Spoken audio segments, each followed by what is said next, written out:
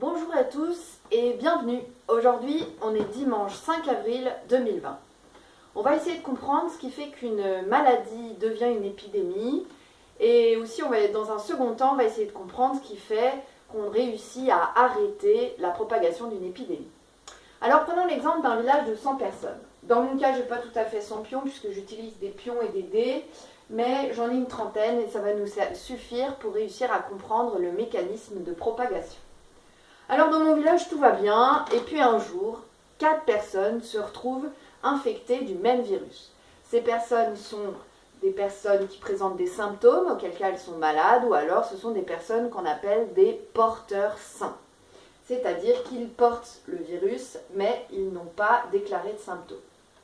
Alors on va dire qu'on continue à agir normalement dans le village, on se claque la bise, on va au bar, etc. Et la propagation est assez importante, c'est-à-dire que chaque porteur va donner sa maladie le jour suivant à 2 nouvelles personnes du village. Donc ainsi, le deuxième jour, on aura 2 nouveaux malades bleus, 2 nouveaux malades verts, c'est le vert qui leur donne la maladie, 2 nouveaux jaunes et 2 nouveaux rouges. Et ainsi, le deuxième jour, on aura 12 malades dans le village. Alors maintenant, les porteurs ou les malades, ils ne vont pas donner leur maladie parce qu'ils ont compris, ils restent chez eux. Donc on va supposer qu'ils ne donnent pas leur maladie. Par contre, les nouveaux malades du deuxième jour, eux, vont aussi donner leur maladie au même rythme. C'est-à-dire que chaque porteur va donner sa maladie à 2 nouvelles personnes le jour suivant. Donc le premier bleu va donner sa maladie à 2 personnes, puis le deuxième bleu à 2 autres personnes. Et pareil pour les verts, qui vont tous les deux donner leur maladie à 2 personnes. Pareil pour les jaunes, oulalalala, ça grimpe. On est déjà à 24 malades et finalement avec les rouges, on est à 28 malades le 3e jour. Alors on voit que si on continue comme ça, ces 16 nouveaux malades du 3e jour, ils vont eux-mêmes donner la maladie à 2 nouvelles personnes, ce qui va nous faire 32 nouveaux malades le 4e jour, et ce qui va faire 60 malades le 4e jour, au total dans le village. Alors, ces malades, ils continuent tous d'être malades, parce que c'est une maladie qui dure assez longtemps, qui dure une dizaine de jours, donc on n'est pas du tout guéri en 3 jours, et on voit bien que si on continue comme ça, au 5e jour, tout le village est malade. Alors, répétons maintenant le même raisonnement, mais avec une propagation un petit peu moins importante, les gens sont un petit peu moins proches socialement, ou alors la maladie est un peu moins contagieuse, ce qui fait que chaque porteur du premier jour ne va donner sa maladie qu'à une seule personne. Alors, le bleu va donner sa maladie à une personne le jour suivant, le vert aussi, le jaune aussi et le rouge aussi, ce qui va nous faire 8 malades le 2e jour. Et puis, le 3e jour, on aura encore 4 nouveaux malades, ce qui va nous faire 12 malades le 3e jour.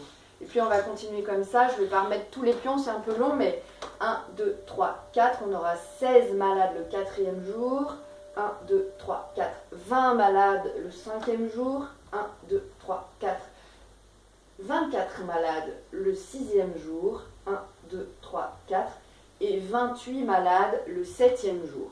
Et tout à l'heure, on avait 28 malades le 3e jour. Donc on voit dans tous les cas que la maladie progresse, que tôt ou tard, tout le village sera malade. Dans un cas, on propage plus vite que dans l'autre, mais dans tous les cas, à la fin, tout le monde est malade. C'est le propre de l'épidémie. Alors comment on fait maintenant pour endiguer, pour limiter la propagation d'une épidémie ? Eh bien, ça suppose qu'on se rend compte très vite que le virus est particulièrement contagieux, qu'on isole les premiers porteurs de ce virus. Alors on ne les isole pas parfaitement, ils arrivent quand même à donner la maladie, mais chaque jour il y en a un qui réussit à ne pas donner sa maladie. Donc le bleu va donner sa maladie à une autre personne le 2e jour, ainsi que le vert et ainsi que le jaune, mais le rouge va réussir à ne pas donner sa maladie. Ainsi le 2e jour, on n'aura que 7 malades.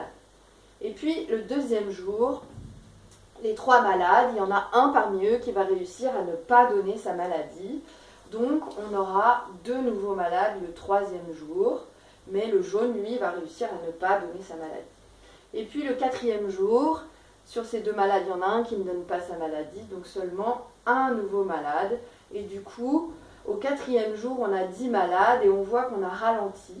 Et puis, ce malade tout seul, vu qu'il y en a toujours un qui réussit à ne pas donner sa maladie, ben, en fait, ça veut dire que le jour d'après, on n'aura pas de nouveaux malades.